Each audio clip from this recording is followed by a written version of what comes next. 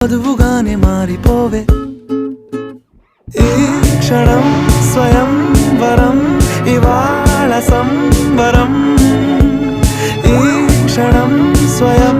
వరం ఇవాళ సంవరం వీడుకోలు లేని తోడు అంది స్వాగతం ఈ క్షణం స్వయం వరం ఇవాళ సంబరం